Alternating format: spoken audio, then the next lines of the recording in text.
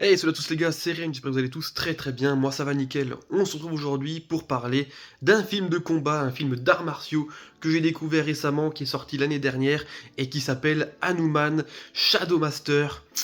Le titre déjà annonce du très lourd et je vous en parle aujourd'hui parce que c'est cosmique. Le film est sorti l'année dernière en février, il dure 1h30 et c'est réalisé par Perry Theo.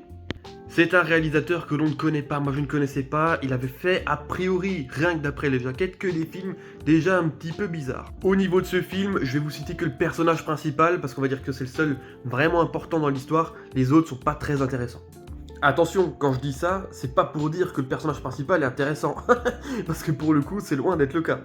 Mais bon, le héros est interprété par D.Y. Sao, qui est un acteur du coup qui a priori pratique quand même un petit peu les arts martiaux, et donc c'est lui qui va être notre Shadow Master dans ce film. Alors de quoi parle d'ailleurs Hanuman? En fait, c'est très simple, on va suivre notre personnage principal qui est apparemment très à l'aise avec les arts martiaux, qui est un petit peu vagabond et qui tombe en fait sur un style de petit prospectus qui dit que voilà, dans un immeuble, ils ont besoin d'un gardien de nuit. Donc lui, ce qu'il fait pour pouvoir être logé et nourri, il va se proposer pour ce boulot. Sauf que derrière toute cette histoire, il y a quelque chose de bizarre dans ce bâtiment, puisque des enfants disparaissent. Et il se ferait enlever par un groupe de sectes bizarres, les cavaliers de l'apocalypse. Et lui, son objectif, ça va être de les défendre, ces gosses, pour éviter qu'ils se fassent enlever. Sauf que tout de suite, il va se rendre compte qu'il est très limité et il va mourir face à un de ses adversaires et renaître tout de suite dans la foulée avec des pouvoirs surhumains, presque animaux, pour pouvoir faire en sorte de réduire à néant le groupe ennemi qui décide d'enlever ses enfants pour répandre le mal sur le monde. Bon, maintenant que je vous ai dit tout ça, est-ce qu'il n'y a pas complètement quelque chose de fou dans tout ça là? Arts martiaux, cavalier de l'apocalypse, enlèvement d'enfants, surnaturel, renaissance, qu'est-ce que c'est que toute cette histoire-là?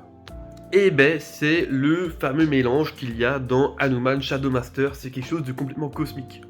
Le film dure 1h30, j'ai réussi à m'ennuyer sur les 3 quarts du film, c'est quand même terrible.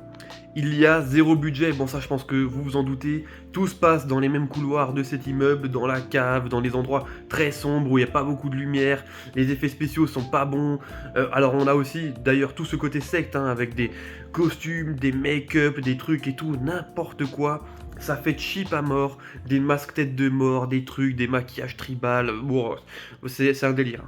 Notre héros, il est tout sauf charismatique, il a une tête bizarre, il a des cheveux longs, on dirait un SDF, c'est trop bizarre. Après, par chance, heureusement, il se bat bien. Mais c'est un autre défaut du film, c'est qu'on est sur un film de combat, et en fait, il y a que le dernier combat qui est intéressant, quoi. C'est ça qui est con. Les autres combats passent très vite, les chorégraphies sont pas folles, c'est du vu et du revu, donc en fait, c'est pas tellement intéressant. D'ailleurs, c'est aussi un truc qui m'a un petit peu déçu, c'est qu'au tout début du film, on nous introduit notre héros comme une machine à tuer. Il est trop fort en combat. C'est un groupe du SWAT qui le récupère dans un bâtiment.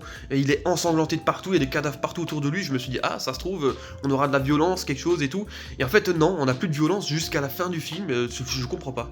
L'histoire avec les gosses, d'ailleurs, au final, on s'en fout à mort parce que on sent que c'est tiré par les cheveux, qu'il n'y a rien qui colle, que c'est complètement débile en fait. Donc cette partie-là, elle est pas intéressante non plus. Il y a un petit background aussi dans l'histoire qui nous intéresse pas du tout, mais bon, je vais pas rentrer dans les détails si vous voulez regarder le film. Il est même dispo sur YouTube si vous voulez.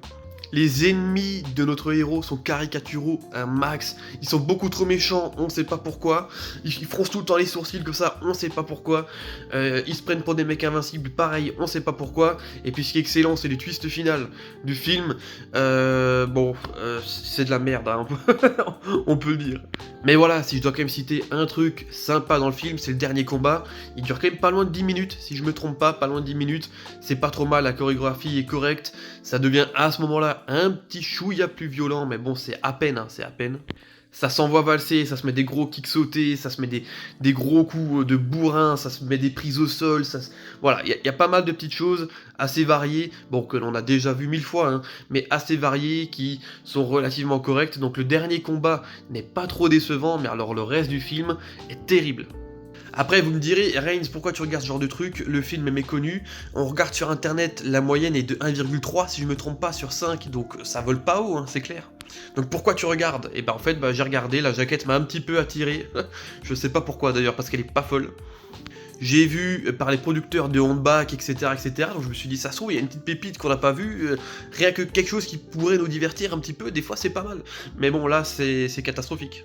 Sachant qu'en plus, c'est un film de l'année dernière, c'est honteux. C'est honteux parce que du coup, il y a des films bien plus vieux, pareil avec très très peu de budget, qui sont beaucoup plus efficaces et beaucoup plus convaincants que celui-ci, hein.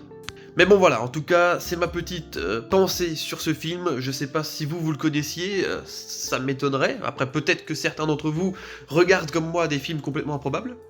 Si vous le connaissiez, bah dites-moi un petit peu dans les commentaires ce que vous en avez pensé. Moi en attendant, je vais vous laisser là, je rentre pas dans le spoiler. C'était RS, portez-vous bien. Allez, ciao ciao.